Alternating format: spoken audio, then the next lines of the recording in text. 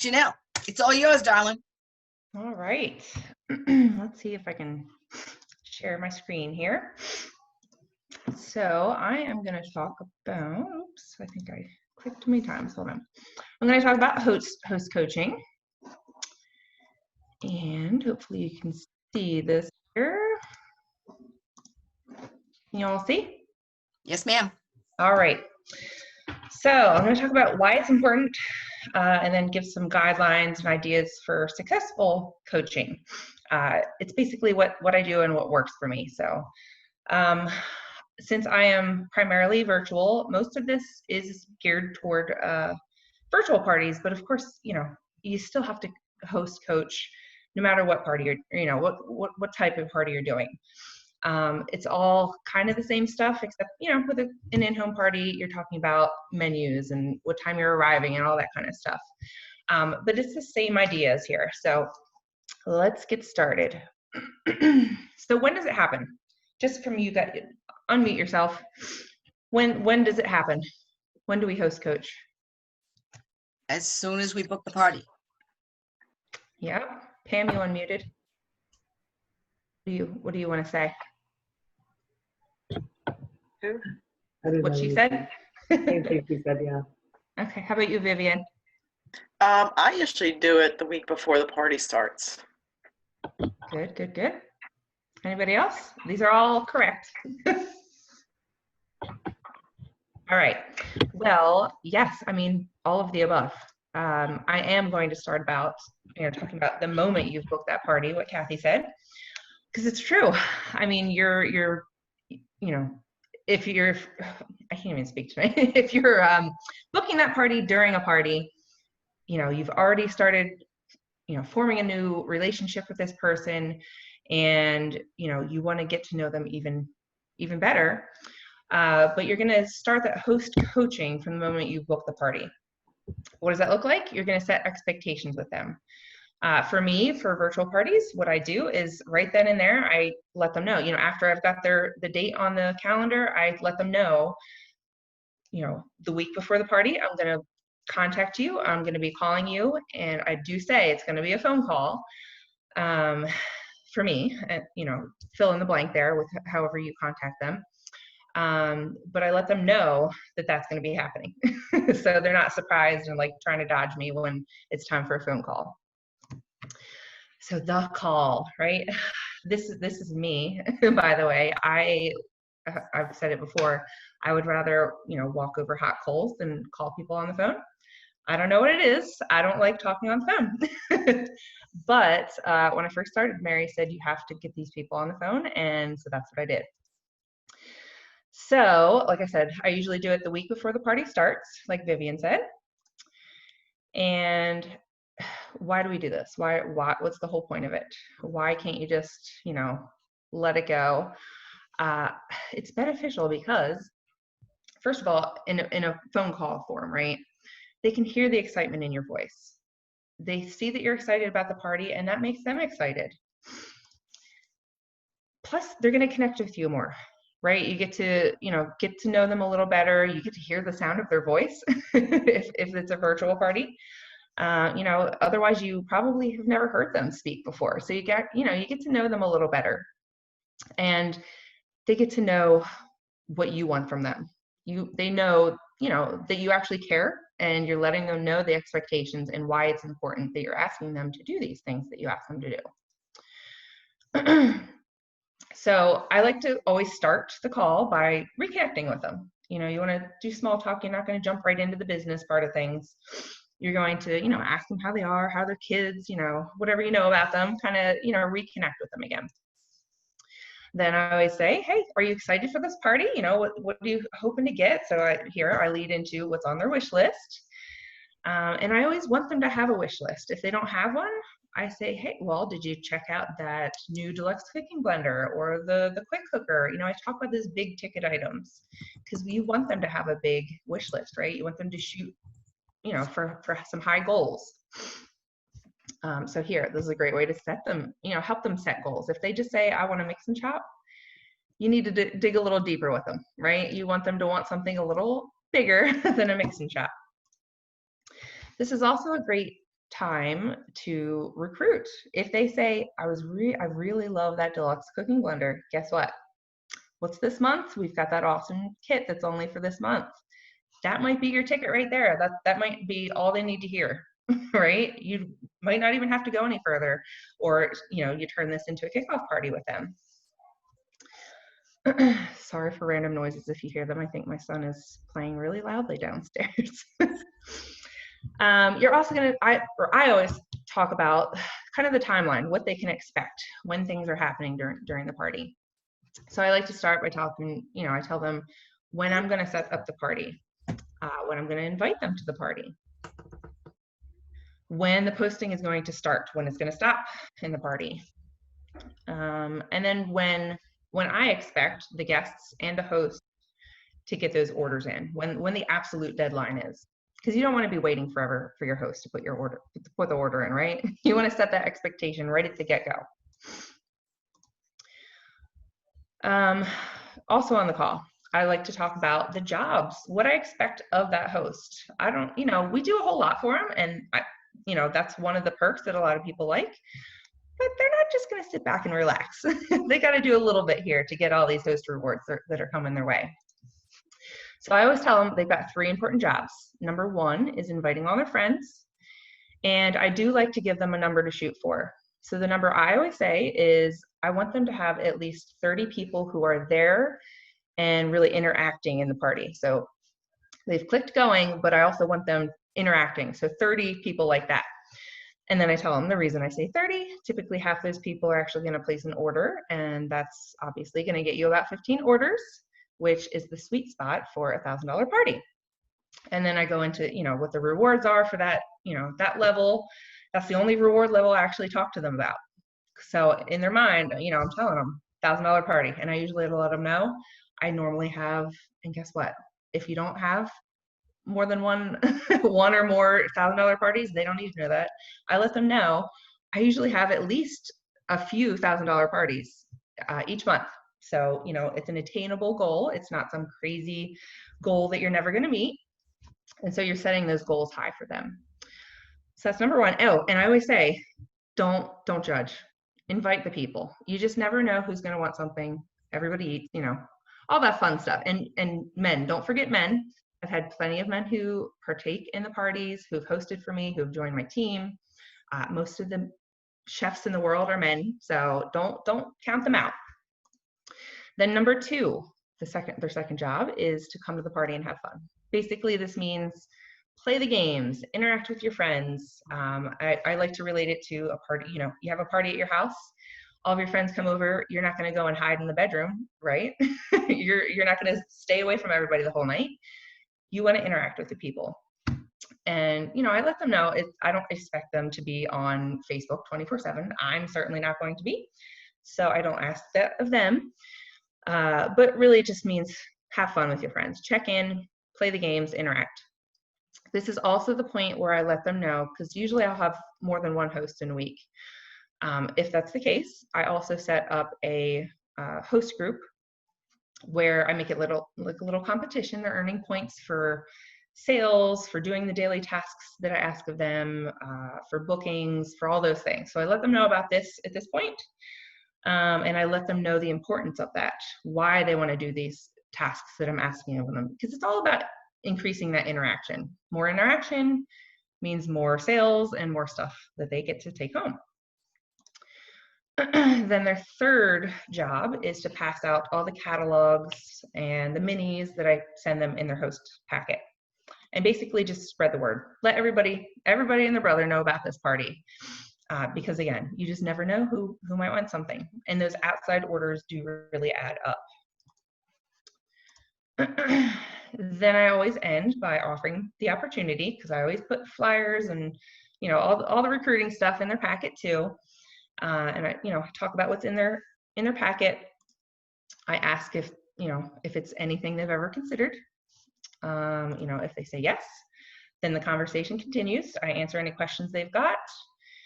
And if it's looking like they really want to do it, then you obviously are going to offer to make this their launch party and go into all those details. But if it's no, you respect the no. I ask for a referral. I say, hey, that's totally fine. It's not for everybody. But if you could please pass along that information to someone you think might be interested, I would be very appreciative. I also talk about the kit credit. I let them know what that's all about. And then obviously the current month's new consultant offer. And typically this call, it takes like 15 to 20 minutes for me, just so you know. Then during the party, the host coaching doesn't stop then. You are still coaching them during the party. I personally usually give them 1 to 2 daily tasks. Like I said, if I have more than one host in a week, I'll set up a group where I don't have to keep individually messaging people. I put it in the group. I let them know what they need to do. And then, they get the points and all that fun stuff. And I always give one of them a prize, whoever has the most points at the end of the week. So tasks that I might give them might be interactive posts with images and wording. One of the most popular ones is I have an image that says, name a food you refuse to eat. People come out of the woodwork just to answer that question. People you've never heard from the rest of the party, they come out of nowhere and want to answer that. Tagging friends. I have them tag on posts that I really want people to see. For instance, I usually have one that talks about changing the notifications to all posts. Or what else? Oh, if I've got a post that talks about, once our host gets once 3 of their friends sign up to have a party with me, the host is going to get a gift. So I'll have her tag 3 people that I think are, would make great hosts. Then I also do things like have them share the party link on their own personal Facebook timeline and send it out to others who are outside Facebook, email it to them, text them, whatever way they contact people. Then toward the end of the party, I always have them follow up with anybody who clicked going in that party. Anybody who opted into the party, I want them to remind them that the party's going to end soon. I can't tell you how many parties I've had where hosts don't do that. And, I get a guest that'll come back a week or 2 after the party closes looking to help out their friend with an order. And then at that point, it's too late. So I let my hosts know that as well, because it honestly does happen. So I don't want that happening to my hosts. Then also during the party, you want to compliment your host when they do something well. Let them know that they're doing a good job. Everybody loves positive feedback. This is also a great way to keep that relationship going with them. You can do it within a personal message to them, or you can do it right in the party in front of their friends. Let them see that you have that personal connection. You don't want to ignore your host, right? Also, when you compliment them, if they're doing something really awesome, like, I don't even know, like, hey, I love how you took the initiative and just posted, your favorite products for me. I've had hosts like that, and I say, that's pretty awesome. I think, are you sure you don't want to do this? You could do this job for me. So you offer the opportunity, but without sounding like, a smarmy salesperson, right? You don't want to be like, hey, you want to join my team? You compliment them. You let them know the qualities that they have that would be perfect for this. Then you can also offer the opportunity by reminding them about the kit credit. So once they've gotten to that level where they can either get the $25 or the $50 toward the kit, let them know, hey, you're at that point. This is something that's on the table if you're interested. And then I like to remind them to use the host dashboard.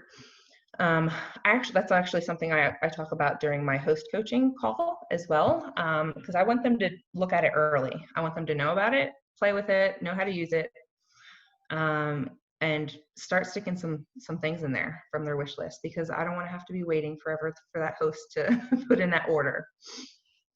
So it's good to get them to get on that at the beginning. Then after the close, there's still host coaching that you can be doing here. You want to check in once their products have arrived. I like to ask them to post pictures on Facebook and tag me. Then, they deserve customer care too, right? They're still customers of yours. And don't forget to ask if they'd like to book another party with you, especially if it was a successful party, right? Let them know, hey, in 6 months, we're going to have another catalog. Would you like to set up your next party? And that is it. That's what I've got. And of course, like I said, this was mostly geared toward virtual parties, but you know, most of the same topics apply for all the other parties. Thank you. That was amazing. There are a couple of things in there. I'm like, oh crap, I never do that. I always forget to ask them about their wish list. And of course, when I do ask them, they're the ones that say, oh, I want a mix and chop, without a doubt. Exactly. It happens all the time, you know. So that's awesome. Thank you so much. You're welcome. I just want to talk about two other things. One, we need to talk about the spring launch. And then I was thinking next month for our mastermind, we could talk about onboarding new consultants. What are we doing and what can we set up in maybe the units that we have going for onboarding new consultants? I know I've been talking to Karen and she's working out something. I was on a call the other day with Sharon Zellen, who's amazing in herself. And she was talking about how these units that she has set up for onboarding new consultants. So Karen asked her if she could join in the team, and she said yes. So I'll touch base with Karen. But how does that sound? Does that sound like something you think we should talk about? Okay. Spring launch. Our product should be coming in this week. Yes. I think, yeah, I'm so excited. I am so curious as to why all that stoneware is going away. What do you think? A new color? Like just what I need, more new colors. Where am I going to put it? And did you see, by the way, that the totes are already sold out? I had put 3 in one of my carts. Thank goodness I did. So anyway, the spring launch is the 3rd, and we will do a virtual. But I was thinking that not necessarily that night, but maybe the week of spring when the new product comes out. If we can, I have no idea what the product is any more than you do, so I don't know what the recipes are. But what are your thoughts about maybe a couple of us doing a live video and sharing a recipe and talking about, well, even if we don't share a recipe, highlight one of the major products. Does that sound good? Does anybody have any other ideas? Everybody's quiet. Okay, well, I'm sure that they'll send us something toward the end of the month as far as, you know, what we can offer for spring launch. But we'll just do it virtual. And then, like I said, what we'll do when we do figure out what the new product is, maybe one of us can each highlight one of the new products. Sound like a plan? Anything else anybody wants to know? It's 20 after 9. I told you I won't keep you long. Janelle, thank you. That was awesome. I wrote down notes because there were a couple of things I seriously do not do. I had a show last night with a former consultant who I, set it up on Facebook and asked her 3 times if she was going to invite people.